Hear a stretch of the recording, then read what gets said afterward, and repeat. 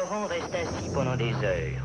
Le regard morne, il ne fait que suivre les allées et venues de ceux qui l'entourent. Il semble attendre. Qui? Bonjour Laurent.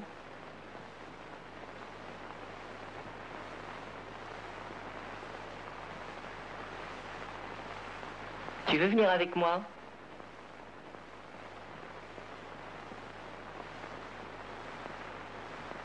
Il ne s'abandonne toujours pas. Raide et lointain, il ne regarde même pas la personne qui le tient. Il veut quelque chose. Il ne sait pas quoi. Cette petite fille, malgré son air heureux, est comme Laurent. Elle ne joue pas avec la personne qui la tient, ne la regarde pas.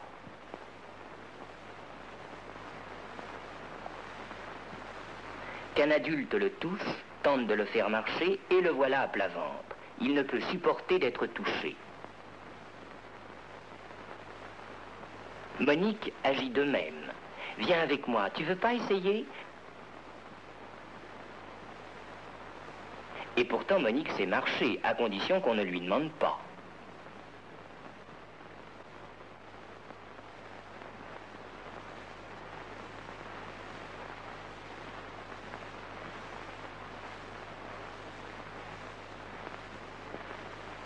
Dans les années 40, on commence enfin à s'intéresser plus activement aux enfants ayant des difficultés psychologiques. Plusieurs équipes développent des recherches et des expériences pour tenter de les soigner autrement que par des méthodes asilaires. Dans ce film de 1949, Jenny Aubry et Geneviève Appel démontraient les effets désastreux des carences affectives chez les enfants placés dans les institutions. Chez ces enfants, la capacité d'établir un lien affectif est profondément mutilée. Ils se retranchent de tout contact avec le monde qui les entoure. Ils ne peuvent profiter de soins affectueux et dévoués. En effet, leurs expériences passées, faites de séparations répétées et donc de déceptions multiples, les amènent à s'en défendre et à les rejeter. Elle montrait que par des psychothérapies adaptées, on pouvait donner à ces enfants un autre avenir que l'hôpital psychiatrique d'adultes.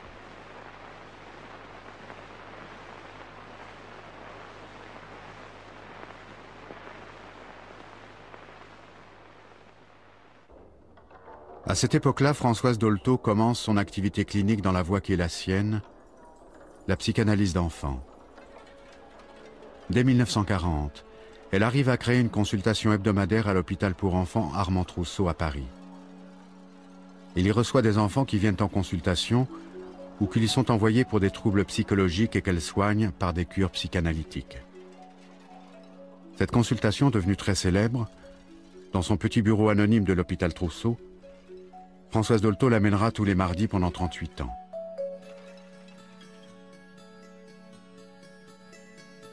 Comment peut-on savoir si un enfant a besoin d'une thérapie? Eh bien, celui qui a besoin d'une thérapie, c'est celui qui est conscient, préconscient ou conscient, c'est-à-dire qui, si on lui pose la question, en effet, souffre et voudrait changer quelque chose dans sa vie. Les parents sont inquiets de leurs enfants. Ils se disent, est-ce que cet enfant se développe bien? Ils vont chez un psychanalyste, ils sont inquiets. De quoi êtes-vous inquiet? Ah ben, il est renfermé, il ne me confie pas ce qu'il veut, ce qu'il pense. Mais est-ce que votre enfant souffre? Ah ben non, il n'a pas l'air de souffrir. Il n'a pas l'air. Est-ce que vous lui avez demandé s'il était malheureux? Ah ben non, je n'ai jamais demandé. Mais vous avez l'air inquiet au point de venir payer une consultation. Les parents se regardent, ben oui, on est inquiet parce que telle chose de l'enfant qui n'a pas les résultats scolaires ou qui a des tics ou qui a des manies ou qui bégaye. Mais est-ce qu'il en souffre de son bégaiement? Ah ben non, pas du tout, il nous dit que ça est bien égal. Ben alors, ce qui souffre? Ah ben c'est moi, le père, ça m'agace, ça me met dans tous mes états. Ben faites une psychothérapie, vous. Mais oui, mais c'est vrai, c'est celui qui souffre qui doit aller parler de sa souffrance.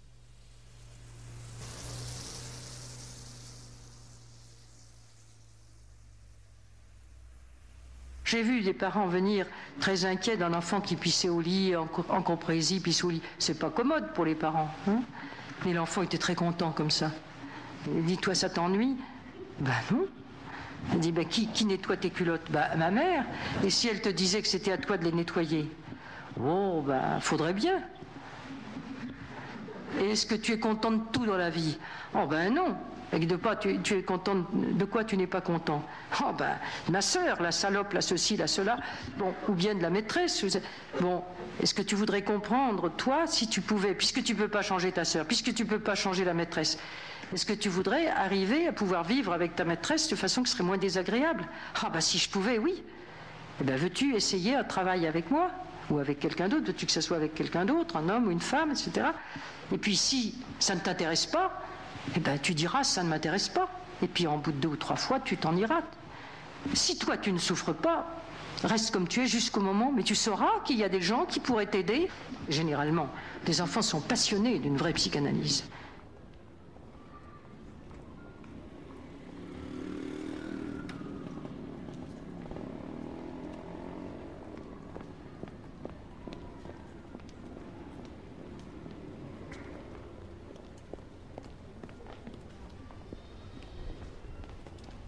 Une personne vient parler, d'elle et des autres, à un psychanalyste formé pour l'écouter et elle le paie pour cela.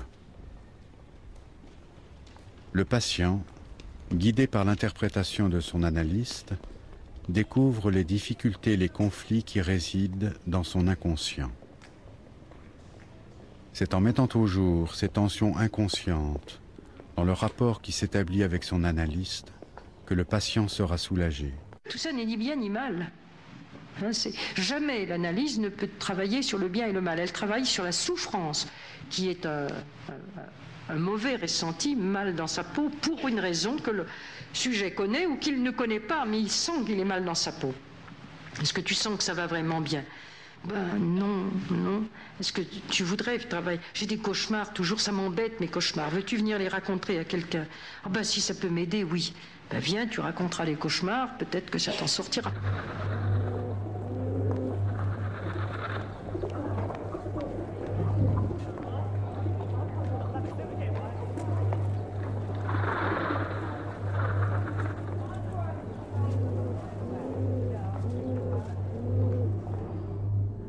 Je me rappelle un enfant qui avait fait 3 ans de psychothérapie avec quelqu'un de très valeureux, mais il ne savait pas qu'il avait fait une psychothérapie. Alors il vient à l'hôpital, et sa mère me dit ça, il était un enfant dit schizophrène, hein, il était comme ça, perdu. Et je lui dis, vous avez fait une... Il me disait vous, non, que je disais vous, il y a aussi ça. Pourquoi dit-on tu à un enfant qui dit vous? Hein, quand il dit vous à un adulte, l'adulte doit lui dire vous. Enfin, pourquoi on veut tout de suite prendre ce pouvoir comme s'il était petit et nous grand? C'est un être humain qui vient nous demander d'être à son service pour sortir d'une difficulté qui est la sienne. Si vous nous dites vous, nous lui disons vous. Tout de suite. Celui-là m'avait dit vous, je ne sais pas qui vous êtes, mais je lui dis est-ce que vous voulez me parler? Je ne sais pas qui vous êtes. Ben, moi je suis psychanalyste, qu'est-ce que c'est que ça? C'est quelqu'un qui est au service de ceux qui viennent le trouver parce qu'ils sont malheureux de quelque chose ou qui souffrent de quelque chose. Est-ce que vous êtes malheureux? Il n'a pas répondu. Est-ce que vous souffrez? Alors il ne répondait pas, c'était un schizophrène. J'ai dit, ben, est-ce que vous souffrez dans votre corps? Alors j'ai pris le haut en bas, la tête, le cou, puis j'avais pas eu le temps d'aller plus loin, qui dit, je souffre à rien dans mon corps. Voilà. Est-ce que vous souffrez autrement? Alors comme ça. Et puis, je peux vous le dire, mais si vous venez pour ça, si vous le savez. Eh ben oui. Ben oui, je souffre à mon père. Et j'ai dit, vous croyez que vous pourriez changer quelque chose à cette souffrance? Eh ben, je ne sais pas. Est-ce que vous voudriez travailler à moins souffrir à votre père? Ah oui. J'ai dit, vous avez déjà travaillé. Est-ce que vous aviez parlé de ça avec Madame Untel? Il me dit, mais Madame Untel, pourquoi? Je dis, parce que c'était une psychothérapie. Vous êtes allé chez elle 3 ans, 2 fois par semaine. Moi, jamais fait de psychothérapie, comme ça. J'ai dit, vous alliez chez quelqu'un qui vous disait de parler de... Ah oui, ma mère m'avait dit que c'est quelqu'un qui aimait les enfants. Alors, je n'ai pas emmerdé ma mère de chez elle. Mais jamais je lui ai parlé, ce qui était vrai.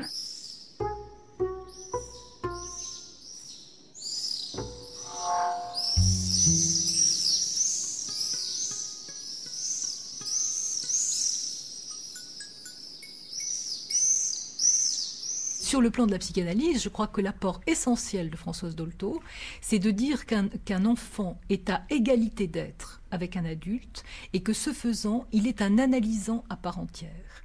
Et ça, c'est véritablement une rupture par rapport à tout ce qui s'est dit avant. Ce qu'elle dit, c'est qu'il n'y a pas de différence entre un enfant qui vient faire une analyse et un adulte qui vient faire une analyse. Bien sûr, il va y avoir une différence dans la façon dont ils vont s'exprimer. Bon, c'est très rare qu'on demande à un adulte de faire du modelage ou des dessins. Bon, simplement parce que c'est plus facile pour l'enfant de s'exprimer avec du modelage ou s'exprimer avec des dessins que de s'exprimer en racontant des récits.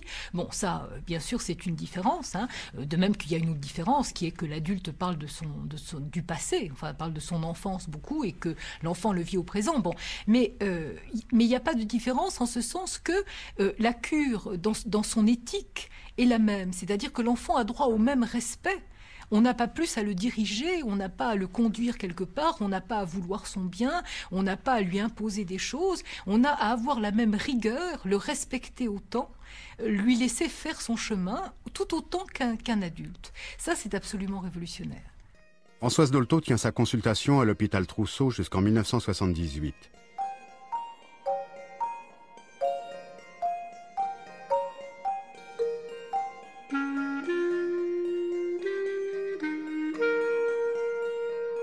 C'est également là que, d'une façon originale et nouvelle, elle transmet son expérience clinique à plusieurs dizaines de psychanalystes qui peuvent assister aux consultations avec l'accord de ces jeunes patients.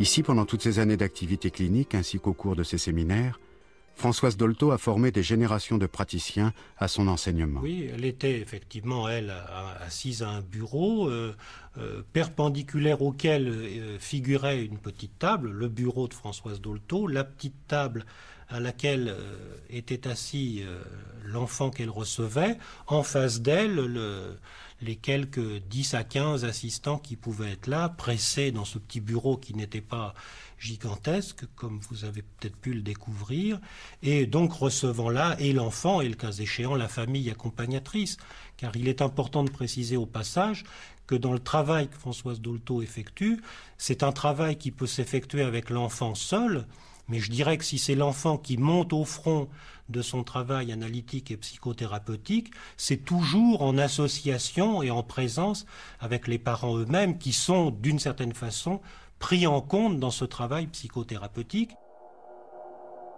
Je vois arriver un couple avec une enfant de 5 ans qui muette depuis l'âge de 17-18 mois, qui avait bruité, sonorisé, dit des paroles jusqu'à 17-18 mois, et puis peu à peu, ils ne savent pas dire comment, entrer dans le mutisme total.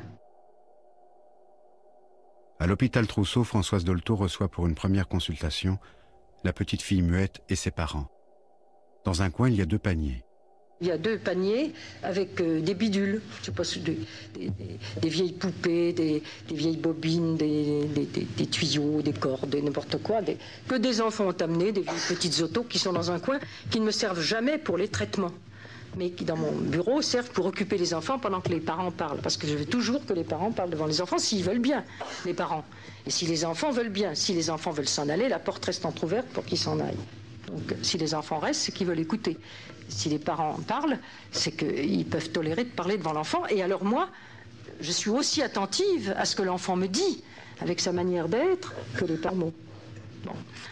Et c'est comme ça que je vois que les enfants sont toujours s'intonnent à ce que disent leurs parents. Ils entendent tout. Alors voilà, la mère me dit qu'elle a eu plusieurs fausses couches avant la naissance de cet enfant. Et c'est pour ça que cet enfant a été, pour elle, si précieuse, enfin, etc. Et que, depuis, malheureusement, ils n'ont pas pu avoir d'enfant bon. Et alors, je voyais cette petite qui cherchait dans le panier, qui a tout sorti, et qui a sorti les poupées, elle regardait, elle achetait, tout ça pendant que la mère disait qu'elle avait essayé d'avoir des enfants. Et puis, elle se met... Elle apporte entre ces 2 parents qui étaient assis, et pendant que la mère me parlait, elle apporte une poupée absolument dégueulasse, qui a été apportée un jour et laissée par un enfant psychotique, qui avait un œil crevé, toute peinte, tous les doigts coupés, enfin, une pauvre représentant sadisé jusqu'au trognon, et toujours habillée, qui était encore habillée, qui était dans le fond du panier, qu'aucun enfant ne s'occupait jamais de cette horreur, et qu'elle a sorti. Elle arrive avec ça, elle le chérit, et elle le met dans les bras de son père, qui me parlait, qui ne s'occupe pas du tout de toute la geste de l'enfant. Elle le met dans les bras de son père, ensuite elle le resserre contre elle, elle le met... oui, c'est ça. Au lieu de le mettre dans les bras de sa mère, elle le met sur le siège, sur les cuisses, le haut des cuisses de la mère, et le fait tomber par terre. Elle tombe par terre, personne ne fait attention à rien, la mère non plus, que moi qui faisais attention à ce qu'elle faisait. Elle reprend, même elle va faire un tour, je ne sais où, elle reprend, elle fait 3 fois le même système. Et alors à ce moment-là, je dis à la mère, mais... depuis que l'enfant est né, vous avez fait une fausse couche. À ce moment, elle rit. Elle regarde son mari, les regards allumés de joie, de surprise, de bonheur. Elle lui dit, « Oh mais, comment, vous devinez les choses ?» Je dis, « Non, c'est votre fille qui vient de montrer qu'elle a vécu, que vous avez un enfant qui est sorti de vous, un enfant mort. » Alors, à ce moment-là, mais c'est pas possible qu'elle puisse se souvenir. Mais je dis, pourquoi c'est arrivé? Alors, je dis à la petite, je l'appelle, à ce moment-là, elle me regarde, elle regarde son père, elle nous regarde d'un air très intense. Mais je dis, mais pourquoi? C'est possible, vous dites que vous auriez tellement désiré un enfant depuis, peut-être que c'est seulement ça, je n'en sais rien, est-ce que vous avez autour de vous? Alors elle dit, mais non, écoute, on peut lui dire, alors, ben voilà. Pour des raisons médicales, la mère avait dû subir un avortement quand sa fille avait 3 mois. Françoise Dolto donne alors son interprétation sur la façon dont l'enfant avait vécu cette histoire.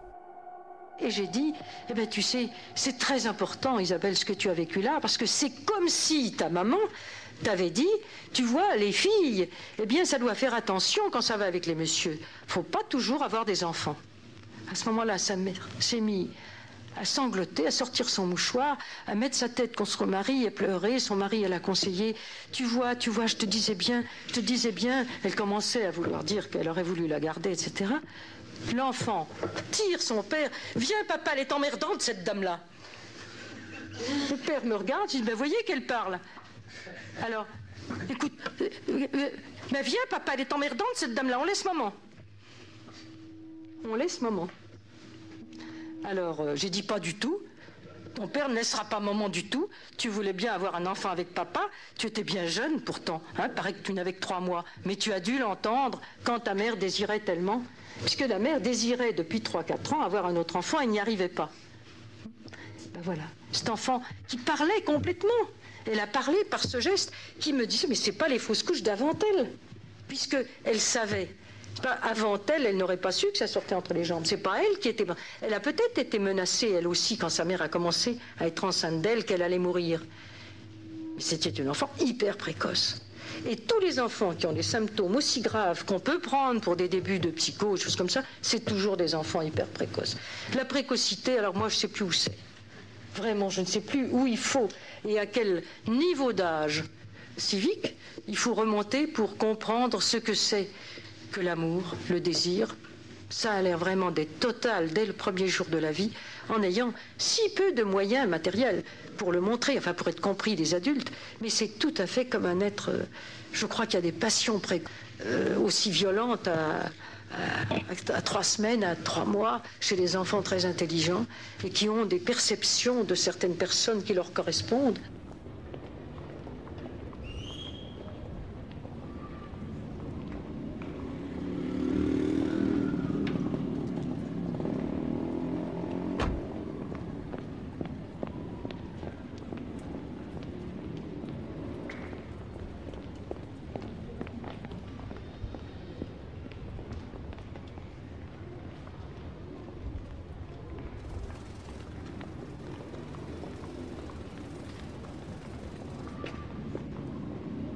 L'enfant, parfois, ne dit rien et regarde.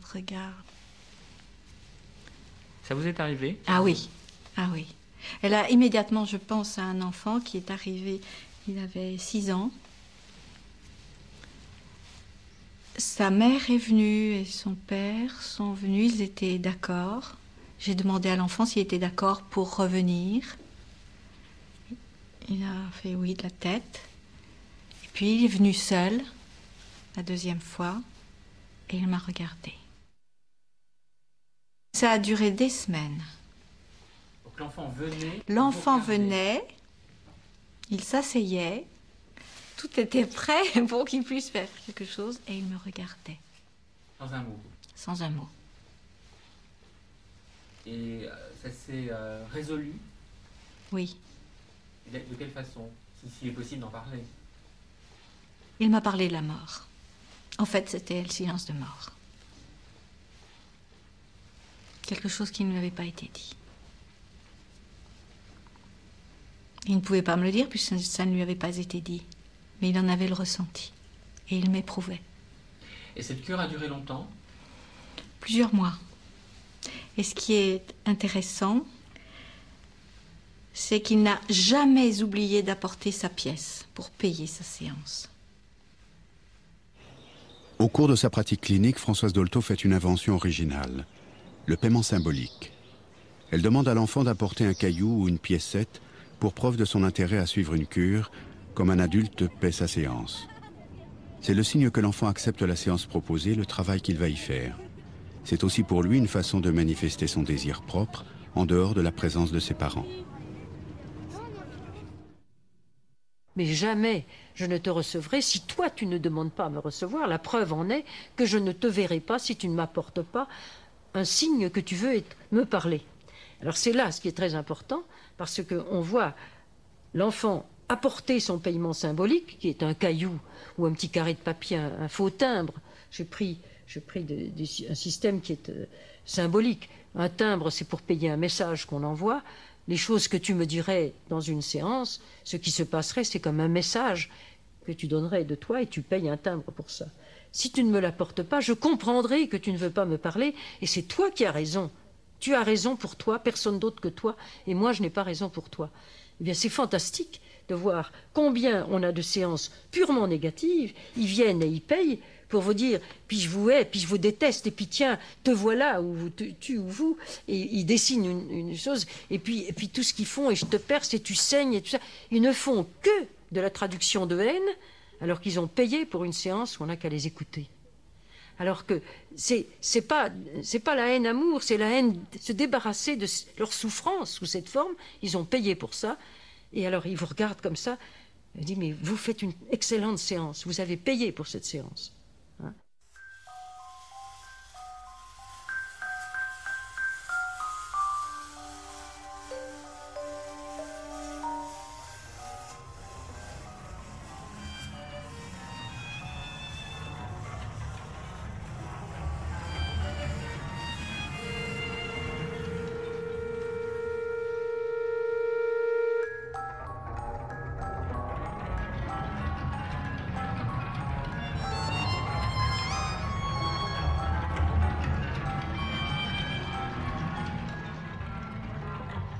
C'est Sophie Morgenstern qui avait initié Françoise Dolto en 1936 à l'écoute de l'enfant par l'intermédiaire des dessins qu'il fait pendant la cure.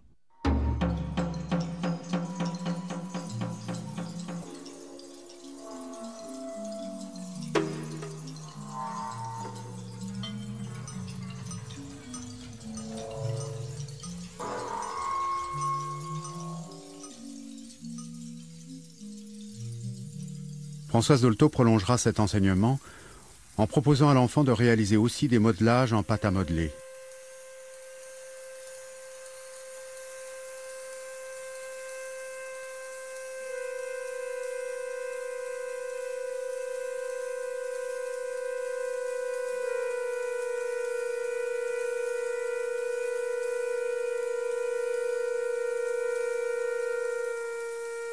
Mais au-delà des dessins et du modelage, c'est par une observation totale de l'enfant, de ses gestes, de son corps, que Françoise Dolto peut avancer une interprétation.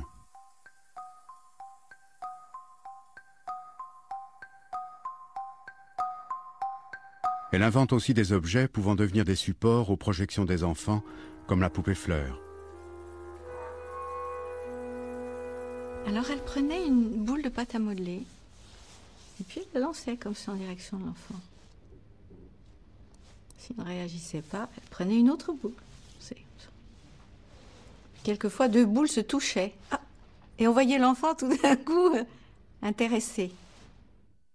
Il lui arrivait aussi de prendre, elle, un crayon et de dessiner comme ça. Et l'enfant regardait. On le sentait tout d'un coup, qui sortait de quelque chose, d'un chaos. Elle était toujours dans la recherche et jamais dans la trouvaille. Et quand il y avait quelque chose qui se révélait, elle disait « Quel enfant extraordinaire !» J'ai eu à voir à l'hôpital Trousseau une petite fille qui avait soi-disant la phobie de l'école. Voilà comment c'est présenté. Phobie de l'école. Elle ne pouvait plus aller à l'école. Il fallait soigner cet enfant. Elle ne pouvait plus aller à l'école. Elle ne pouvait plus quitter la maison. Elle avait la phobie, l'agoraphobie. Elle ne pouvait pas sortir. Bon, j'ai demandé, mais qu'est-ce qu'elle fait toute la journée à la maison? D'autant que la mère travaillait et s'en allait. Alors elle remplit des cahiers de dessins. Apportez-moi ces dessins, tu m'apporteras tes dessins. Je vois, à chaque page, sur un cahier quadrillé, il y avait une poule rouge, une poule bleue, une poule noire, qui remplissait toute la page. Elle faisait ça toute la journée. Alors, je lui dis, qu'est-ce qui t'intéresse? Pourquoi les poules? Alors elle me dit, en baissant le ton, j'ai jamais vu la poule à papa. Ah oui, très sérieux, je lui dis, mais où est-ce qu'elle est, la poule à papa? Maman la voit par la fenêtre, mais moi, je ne l'ai jamais vue, je cours à la fenêtre et je ne la vois pas. Alors je vais rester à la maison parce que il paraît qu'elle passe tout le temps dans la rue.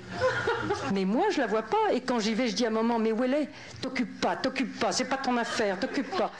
L'enfant était pas allée à l'école, c'était parce qu'elle voulait un jour voir la poule à papa. Elle croyait que c'était une gallinacée. Voilà. Et c'était une enfant de 7 ans. C'est quelqu'un qui écoutait les enfants, qui en tirait des conclusions, qui se laissait enseigner véritablement par les enfants. Mais ce n'était pas une formule, elle se faisait enseigner par les enfants et elle se servait avec les autres enfants de cet enseignement que les enfants lui avaient apporté. Alors je peux donner un exemple qui était le cas d'une petite fille que je recevais, c'était il y a fort longtemps, dans un dispensaire en province. Et cette petite fille, qui était une petite fille quand elle était arrivée extrêmement inhibée, enfin qui vraiment n'avait pas d'amis, qui était dans un échec scolaire massif, qui s'en sortait pas en rien, qui pleurnichait tout le temps, enfin bref. Bon, cette petite fille, donc, je travaille avec elle, avec sa famille, etc. Bon, cette petite fille change du tout au tout, devient quelqu'un d'expansif, qui a des copains, qui parle. Bon, reste un échec scolaire massif, qui ne bouge pas. Bon.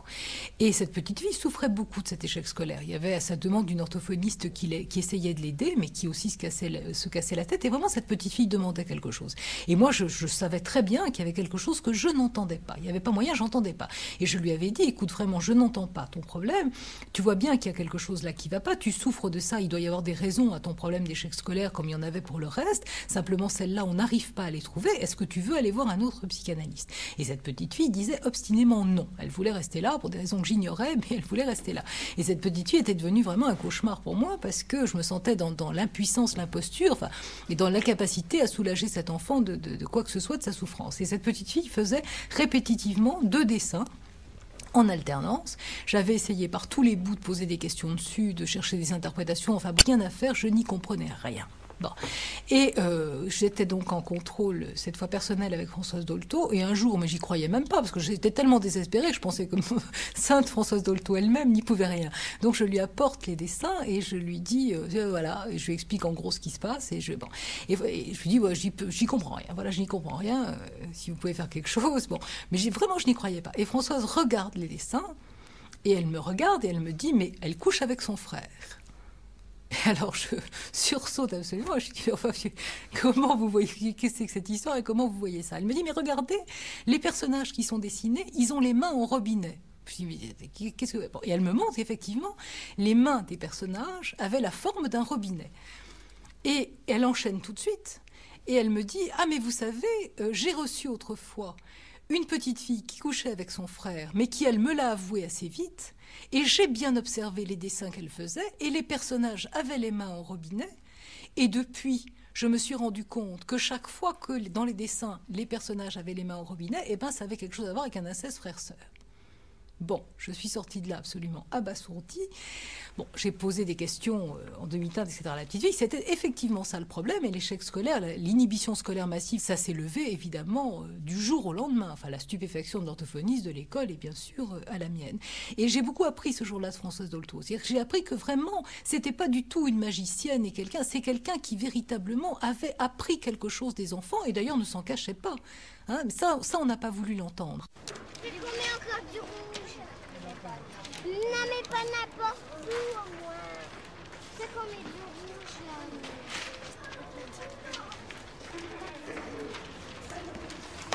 Attention, j'ai trop de vert. Mais moi, j'ai trop de rouge. Là, on va faire le rouge, tout ce que le rouge. Là, t'as besoin de rouge.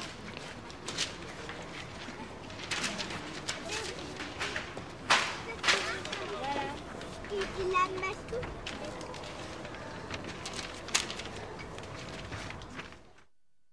Il est magnifique sur l'escargot. Il y a une dynamique de départ chez cet enfant qui est formidable. La dynamique de départ, oui. Et ça vient de quand le rond de l'escargot, il a une spirale qui mathématiquement est juste. Et il a une spirale mathématiquement juste, ce qui est très rare. Et elle est violette. La couleur violette est la couleur sans sexe. Les couleurs ont un sens pour les enfants. Et ça, je l'ai appris des enfants. Moi, je ne savais pas avant. Alors voilà que je pense que ce papillon, vous voyez, c'est un squelette. C'est des os, comme les enfants voient, ce premier papillon. Bon, il y a énormément de choses qui n'ont pas été vues. Et alors voilà, je vous reviens à Madame Morgenstern, qui a fait des traitements d'enfants, pas un mot, pendant peut-être un an et demi, de dessin. Prendre les dessins, au revoir, et l'enfant, un jour, s'est mis à parler, puis est revenu. Et il dit, mais maintenant que tu parles, tu pourrais peut-être m'expliquer tes dessins. Il a pris les premiers dessins, il lui a tout raconté, tout ce qu'il lui avait raconté, son histoire dans les dessins. Et jamais elle avait dit un mot. Et c'est comme ça que j'ai commencé et que je continue. Ce qui s'est passé, c'est que quand des enfants lui parlaient dans le détail, elle n'a pas pris pour des détails ce que nous, analystes en général, même si nous avons l'oreille ouverte, prenons pour des détails. Elle l'a pris pour du vrai, pour des choses importantes. Pour des enfants, ça n'est pas un détail. C'est un grand danger de l'interprétation des dessins d'enfants et c'est quelque chose à quoi le travail de Françoise Dolto n'a pas échappé. C'est-à-dire qu'elle disait toujours, et c'était extrêmement important, qu'on ne pouvait jamais interpréter le dessin d'un enfant sans les associations d'un enfant qui sont absolument uniques. Bon. Mais évidemment, à partir du moment où elle avait cette espèce de façon extraordinaire de décrypter les dessins, mais un peu comme un expert en tableau va tout de suite voir dans un tableau s'il est 18e, s'il est 19e, si telle partie a été refaite à telle époque, etc. Un expert va voir ça. Françoise voyait ça comme ça. À partir du moment où elle restituait comme ça les choses, et c'est vrai qu'elle elle les restituait sans méfiance. Elle se méfiait jamais des auditeurs. Elle créditait toujours les auditeurs du même souci qu'elle-même avait de la recherche, de l'honnêteté, de cette même démarche de travail. Et ce n'était pas toujours le cas. Donc ça a donné effectivement des générations de gens qui disent « Ah, les maisons avec tralala, ça veut dire ça ». C'est absolument absurde. Mais on voit bien comment c'est très facilement. Hein, mais en tout cas, il faut être très très clair et ferme là-dessus. Il n'y a aucun lexique de dessin d'enfant.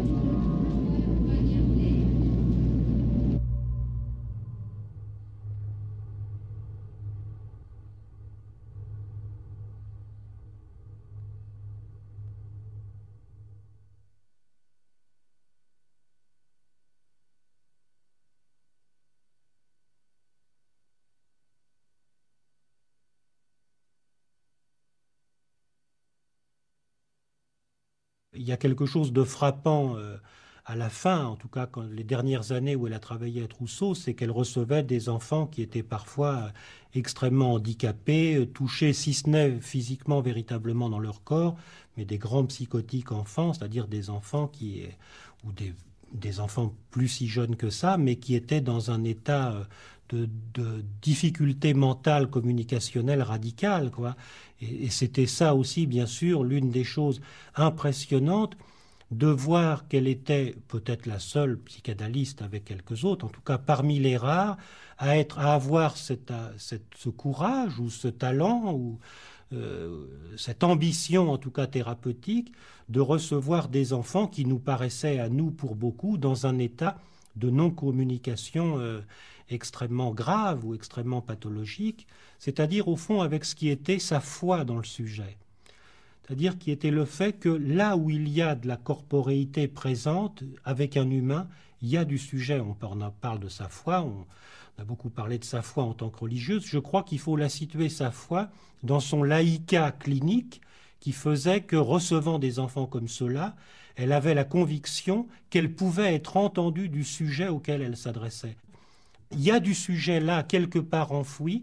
Tout le travail de l'analyste, c'est de réfléchir aux moyens d'arriver à l'atteindre, de trouver les bons truchements pour établir la communication avec lui.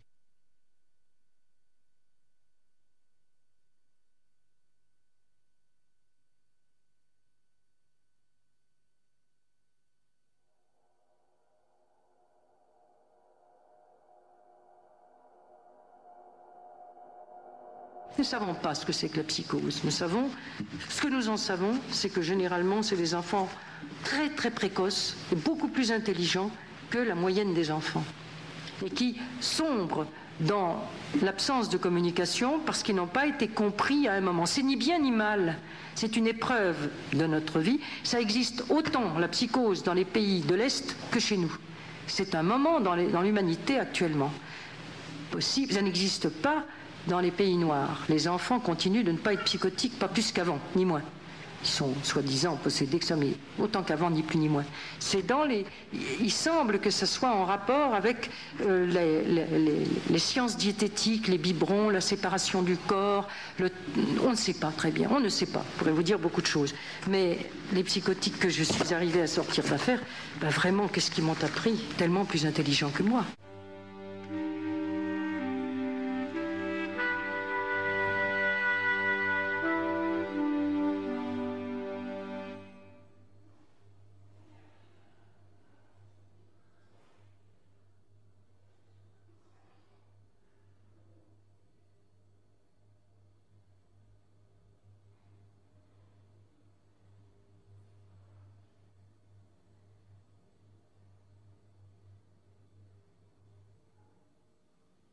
Les autistes petits sont des enfants qui ne souffrent déjà plus, mais qui ont beaucoup souffert au moment où ils sont entrés dans l'autisme, sans que cela se voie, parce qu'ils ont souffert dans leur pulsion passive. Et cette absence est très souvent une absence de quelques jours de la mère qui n'est pas reconnue quand elle revient et qui n'est pas ce n'est pas explicité dans les paroles à l'enfant qu'il a souffert de l'absence de sa mère et qu'il n'existait plus. Il était comme mort pendant l'absence de la mère. Elle revient. Il ne veut pas faire l'expérience de nouveau de se greffer. Ça a été trop douloureux, l'absence. C'est comme ça que s'explique très très bien l'autisme des petits qui commence entre 3 et 5 mois chez les enfants précoces. C'est toujours une précocité et une communication qui n'est pas compris. C'est la faute à personne.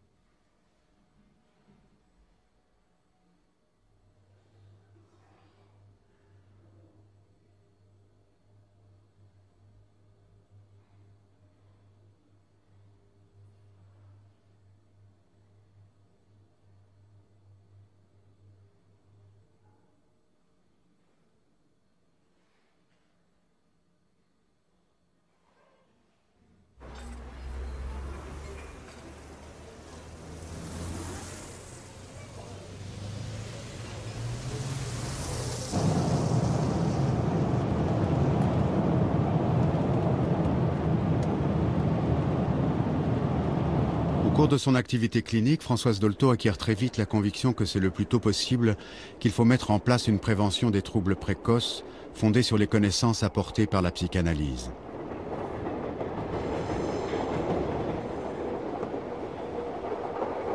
Elle met en œuvre cette idée en 1978 avec quelques personnes, en inventant la Maison Verte. Apparemment, comme toute action de prévention, la Maison Verte ne montre rien de spectaculaire.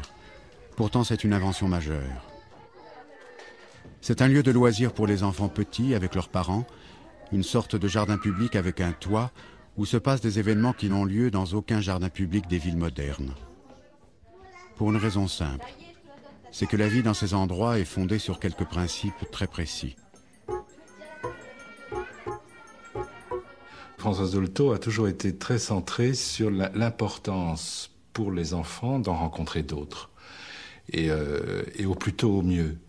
C'est cette idée comme ça qu'à partir du moment où, et je pense que ça c'est une des difficultés sans doute de tous les couples et les jeunes couples aujourd'hui, c'est de se refermer petit à petit, de faire ce qu'on appelle des familles comme ça unicellulaires, où en fin de compte on vit à 3, parfois 4, 5, c'est déjà exceptionnel, dans une entité isolée, un petit appartement. Et je pense que pour elle c'était fondamental qu'il y ait toujours une ouverture, qu'il y ait une possibilité pour les enfants de voir d'autres enfants, pour les adultes de voir d'autres adultes, de ne pas justement se refermer. Françoise Dolto trouvait cruel que la société sépare l'enfant de ses parents dans les premiers mois, sans transition, sans apprentissage de l'autonomie.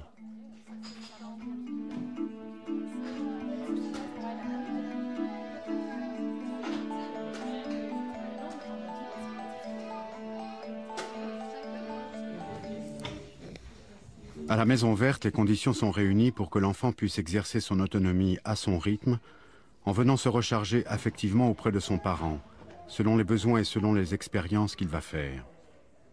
Cela aide aussi les parents à accepter sans angoisse l'autonomie de leur enfant. Non,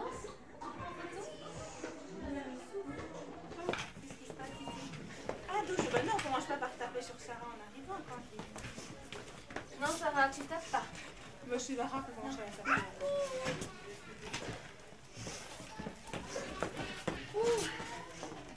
Là, je commence pas. Je pars pas, je suis là.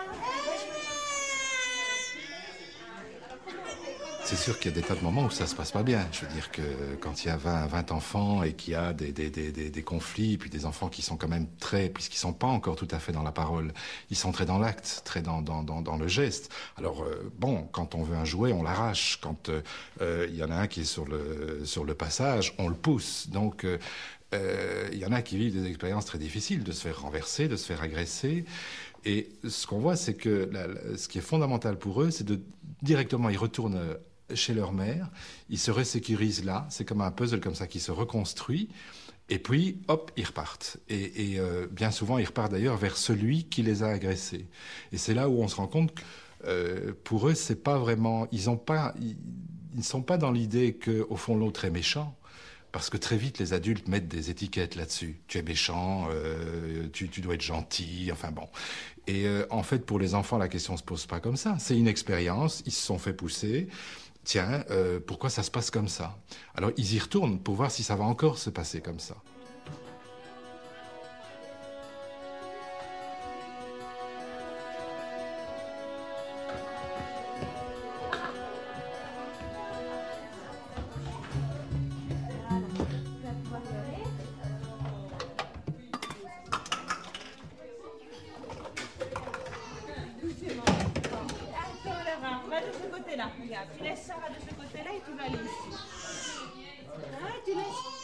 On dit, on ne peut pas jouer à l'eau si on n'a pas de tablier. L'enfant se roule par terre parce qu'il veut jouer à l'eau sans tablier. Tu peux te rouler par terre, c'est pas mal du tout. C'est pas mal de se rouler par terre. Pourquoi il faut se fâcher? Qu'est-ce que ça fait du mal à qui? À personne. Il veut que ça fasse de l'effet. Ça fait pas d'effet. On dit, ben moi, il a fait de la gymnastique.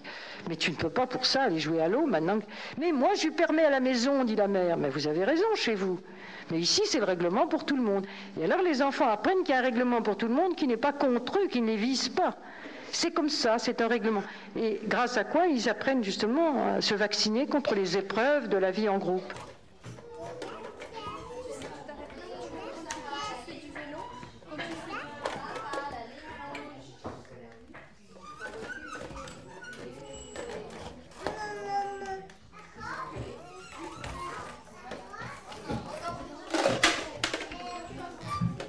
L'important, c'est de leur parler la règle et de leur dire qu'une ligne rouge qu'on ne dépasse pas avec les vélos, d'abord ça a un sens parce que sinon on serait complètement envahi de vélos du côté où justement il y a des enfants beaucoup plus petits. Donc c'est une façon de protéger les plus petits. Donc c'est déjà leur mettre dans l'idée qu'une règle aussi, elle a du sens. Et que donc, et ça on voit très bien chez les enfants, qu'ils peuvent très bien accepter une règle, effectivement, à partir du moment où elle a du sens. Quand ça a du sens pour eux, ils l'intègrent très bien.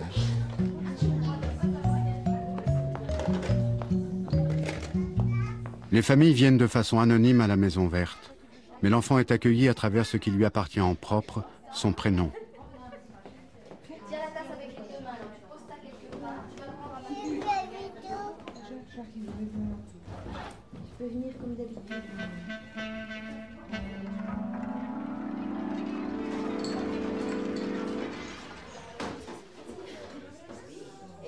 L'équipe des accueillants comprend toujours au moins un psychanalyste. Non pas pour y faire des consultations, mais parce qu'il pourra aider à détecter les éventuelles difficultés que les parents n'ont pas perçues. Grâce à cela, des mots justes, au bon moment, pourront être dits.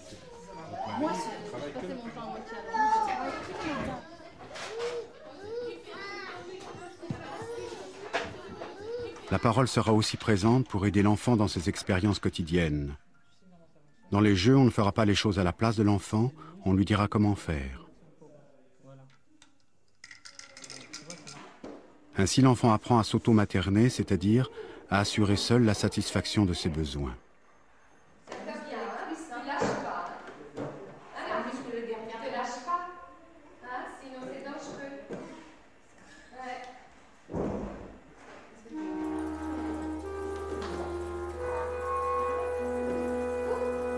C'est vraiment une prévention. Nous voyons que les enfants qui sont venus une dizaine de fois avant 2 mois dans ce lieu sont tout à fait en sécurité dans la crèche, parce qu'on leur a expliqué qu'ils iront à la crèche, que là, la maman ne sera pas là, que les personnes qui y sont payées pour s'occuper d'eux, pour leur donner 2 ou 3 biberons, mais que la maman reviendra le soir. Nous expliquons à la mère de surtout ne pas embrasser son enfant quand elle arrivera, parce que c'est terrorisant. Tous les enfants hurlent quand les mères arrivent, parce que tout d'un coup, ils sont dévorés par les panthères, ils ne savent plus pas encore qui c'est déjà sur la misère sur le pauvre monde qui les dévore de baisers, parce que la mère est frustrée pendant 8 heures d'avoir mis son enfant en crèche, après elle s'en est occupée pendant 2 mois.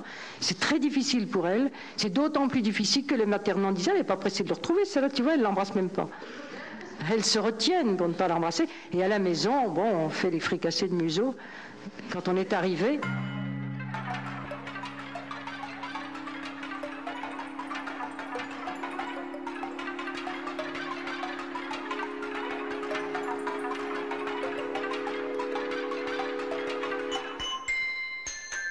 Depuis 1978, l'idée de Maison Verte n'a pas seulement essaimé un peu partout, mais a été aussi reprise par des équipes qui l'ont adaptée à d'autres environnements.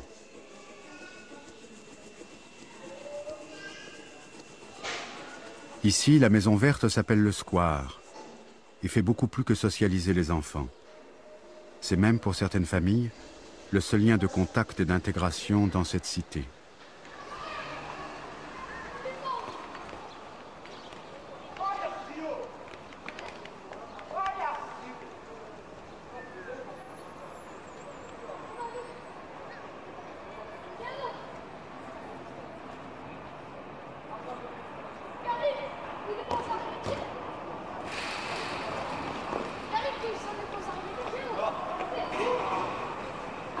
En général, dans les milieux moins favorisés, c'est un milieu de gens plus, je dirais, qui ont peut-être moins de chance que d'autres. Je crois qu'on dit beaucoup de l'enfant.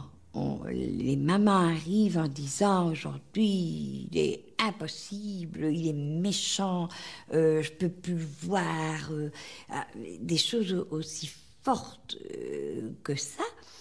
Et elles viennent, elles arrivent avec ce discours.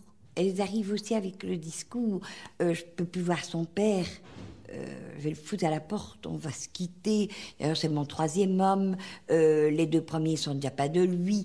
Et tout ça est servi devant les enfants. Et j'ai été fortement étonnée de voir qu'en redisant à l'enfant, mais tu entends ce que maman dit, elle en a vraiment marre, elle est débordée. Qu'est-ce que toi tu vas faire avec ça? Comment toi tu vas grandir avec ça? Et ça, je pense qu'à ce moment-là, l'enfant souvent écoutait. Je pourrais vous raconter une anecdote qui s'est passée avec un beaucoup plus petit. Une jeune femme arrive, c'est son 6e bébé, qui naît prématurément. Et pas tellement prématurément, cet enfant avait quand même 2,5 kg. Et elle arrive après la naissance de cet enfant, qui est resté 3 semaines en clinique après son départ, en disant bah, il est petit, il est laid, il est tout à fait raté. Bon. Alors l'enfant sort de la clinique et la maman vient à la maison de quartier et nous montrer son bébé. Et elle arrive et elle me dit tiens, tu peux la voir, il est vraiment laid, il est trop petit, il boit mal, il pleure tout le temps, c'est un emmerdeur. Bon. Alors je prends le bébé, qui avait donc à l'époque 1 mois, 4 semaines, et je lui ai dit, écoute mon vieux, en plus ils t'ont appelé Jérémie, t'entends tout ce qu'elle te dit, hein, il t'appelle Jérémie, tu chiales tout le temps, tu bois pas, et elle est vraiment pas contente. Même ta grand-mère, parce qu'elle nous avait dit, même ma belle-mère me dit, mon Dieu, ma fille, vous n'en avez jamais fait un aussi laid. Et donc, je lui dis, tu vois, même ta grand-mère dit que t'es laid. Hein. Moi, je trouve pas que t'es tellement laid. Mais je trouve que tu pourrais faire un effort. Hein. Tu es le 6e. Elle n'a pas des heures à te donner à boire, tu sais, ta mère. Il faudrait que tu boives un peu mieux. Hein. Et puis, il faudrait aussi que tu puisses avoir des périodes où tu dors. Hein. Et il pleurait dans mes bras, ce gosse, il pleurait, je lui racontais, je lui disais, tu sais, hein, ta grande sœur, elle commence à aller à l'école primaire, et puis il y a tous les autres, et puis il y a toi. Hein, et il y avait encore un petit frère qui avait quoi, 14 mois. Et bon, je continue un petit peu à lui expliquer le milieu dans lequel il est, et puis il s'endort. Il s'endort, il se détend, il dort pratiquement tout l'après-midi, on le remet dans son petit couffin. Et la semaine suivante, elle arrive, et je la vois beaucoup plus souriante, plus rayonnante, et elle me dit, tiens, prends-le. Et tu lui dis exactement la même chose que la semaine passée, parce que maintenant, il boit, et il a pris 200 grammes. Et cette mère, maintenant cet enfant a quoi, 5-6 mois, et cette mère a vraiment pu avoir un contact avec ce bébé à la suite, je pense, de ce soutien qu'elle a reçu. Et ça, je crois que c'est transposable. Cette parole vraie dite à l'enfant et le soutien qu'on apporte et aux gosses qui doivent vivre ce qu'ils doivent vivre. Et aussi aux mères qui, pour moi, sont généralement des mères fantastiques.